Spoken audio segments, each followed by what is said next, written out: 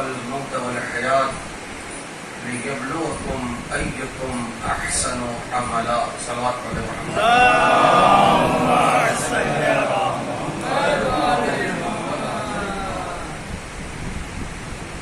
برادران عزیز، بزرگان قوم ملت،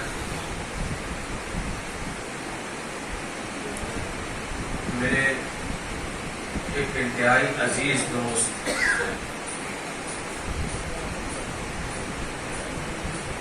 سن 2005 میں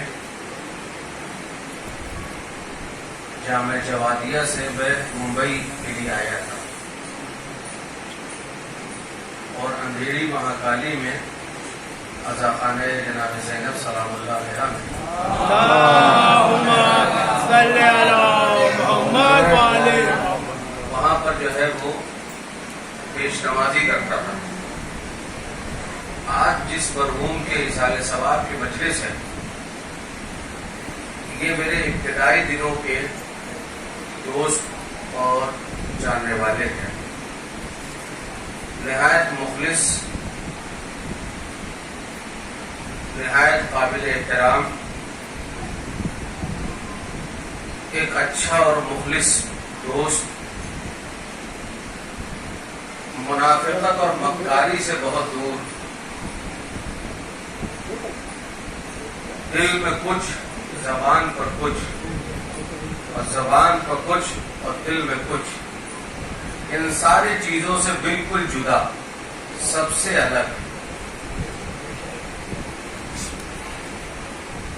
آئے، نماز پڑھے، عالم دین کی خیریت لی، مولوی صاحب سے احوال پوچھا، کچھ حالات پر ڈسکس کیا، اپنے مسائل کے حوالے سے کچھ باتیں کی، اور اس کے بعد پھر اپنے کام پر واپس.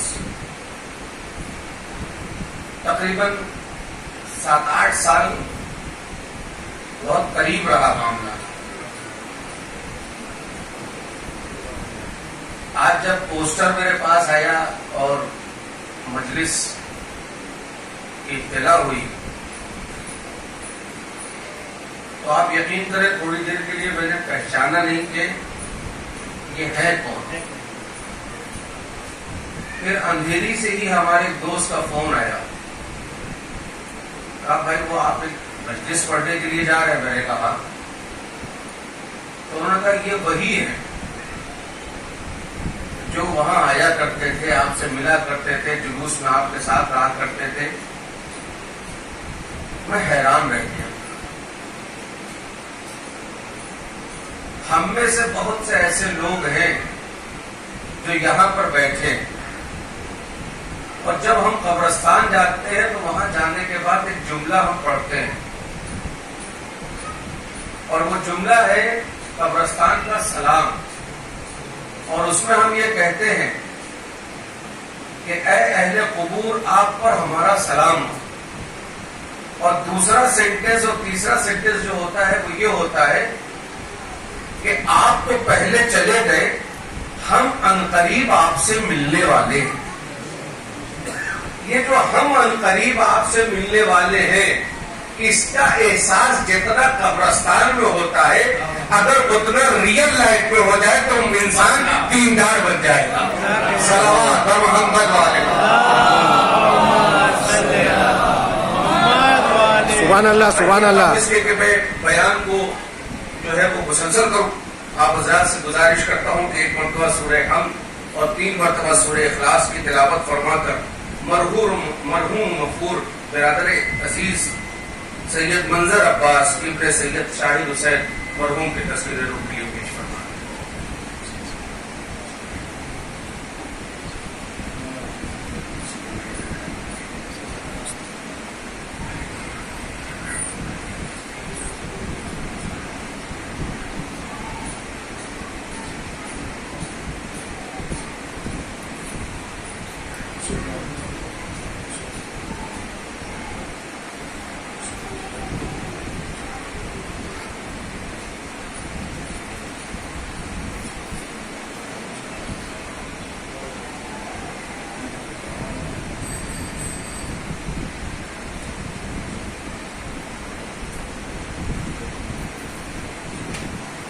بسم اللہ الرحمن الرحیم اللهم اغفر للمؤمنین والمؤمنات والمسلمین والمسلمات الاحیاء منهم والاموات تابع بیننا وبینهم بالخیرات انك مجیب الدعوات انك على كل شيء قدیر. اللهم صل على محمد وعلى محمد.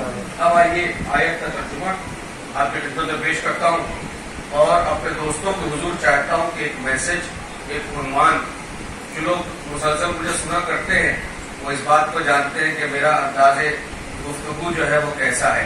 اس لیے مجھے بہت زیادہ آپ سے بتانے کی ضرورت نہیں اور تمہید کی ضرورت نہیں ہے.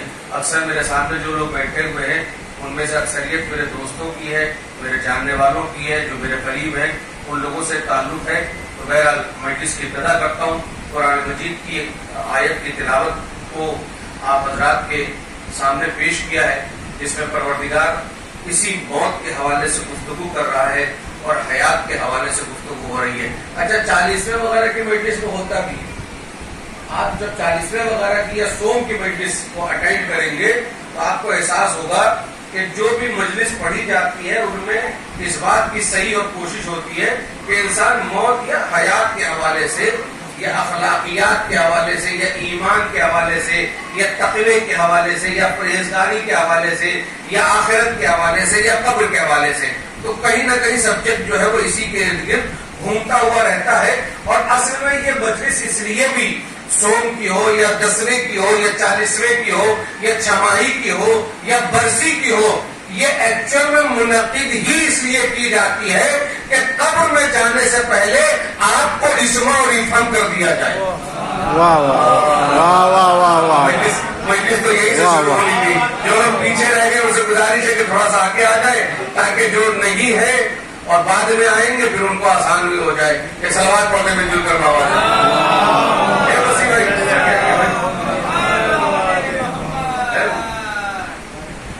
لوگوں کے تو ہم مولوی ہیں تو ہم لوگ پیچھے بیٹھے ہو تو کیسے چلے گا.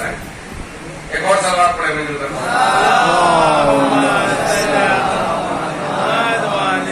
تو خوب برادر عزیز، تو مسئلہ کہاں تک پہنچا؟ مسئلہ یہ پہنچا کہ پروردگار عالم نے قرآن مجید کی یہ جو آیت ہے، میں سمجھتا ہوں کہ اکثر لوگ یہاں پر جتنے لوگ بیٹھے ہیں اس کو اگر آرام سے پڑھا جائے تو اس کے ترجمے سے بھی آپ واقف ہیں.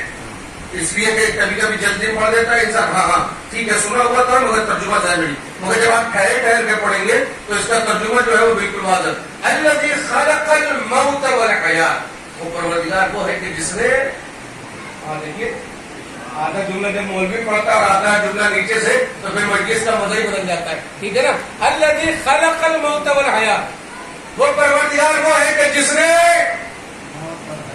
دیکھیے ماشاء اللہ نا، آپ مدرسے میں نہیں گئے، آپ مولوی کے سامنے ضرور ادب آپ نے طے نہیں کیا ہے، آپ نے جامعہ میں جا کے نہیں پڑھا ہے، آپ عراق اور ایران پڑھنے نہیں گئے، لیکن آیت کا ترجمہ آپ نے کر کے یہ بتایا کہ ہم پڑھ کے آنکھ کھولتے ہیں اندھے نہیں ہوتے. واہ واہ واہ. ہم نے قرآن مجید کو جب پڑھا ہے تو آنکھیں کھلی ہیں، ہم جو ہے وہ اندھے نہیں ہوئے ہیں. تو برادر عزیز، تو مسئلہ کہاں تک پہنچا؟ مسئلہ یہاں تک پہنچا کہ الذی خلق الموت والحیات لیبلوکم ایکم احسن عملا، وہ پروردگار وہ ہے کہ جس نے موت اور حیات کو خلق کیا. اب یہیں تھوڑا سا رکیے گا، ایک تھوڑی سی بات کو واضح کر دینا چاہتا ہوں. موت کو بھی خلق کیا اور حیات کو بھی، سب کے سمجھ میں آ رہی نہیں آ رہی؟ موت کو بھی خلق کیا اور حیات کو بھی، موت کو بھی خلق کیا اور حیات کو بھی خلق کیا. اس کا مطلب یہ ہے کہ اس کی تخلیق میں موت بھی ہے اور حیات بھی ہے.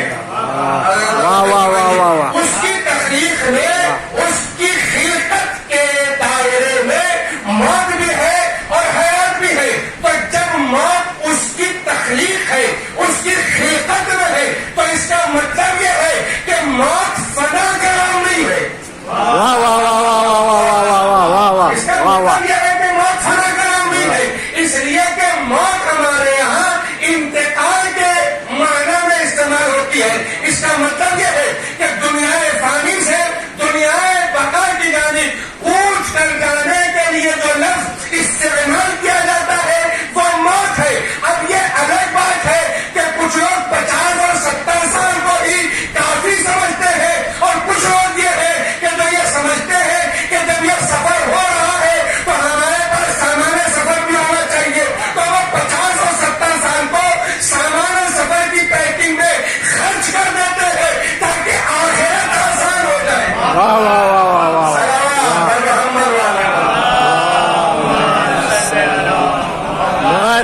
صلی تاکہ محمد کیا ہو جائے پھر آخرت ہم لوگوں میں سے اکثر لوگوں کا تعلق یوپی سے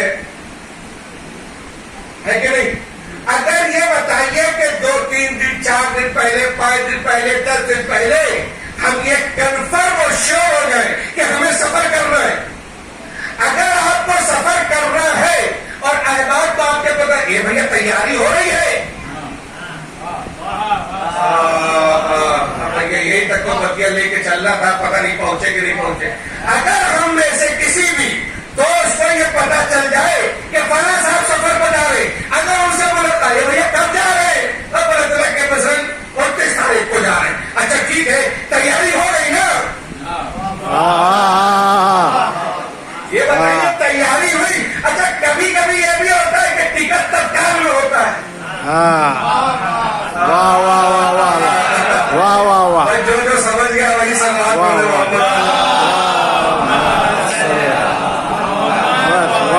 آپ ذرا سمجھنے کی کوشش کریں.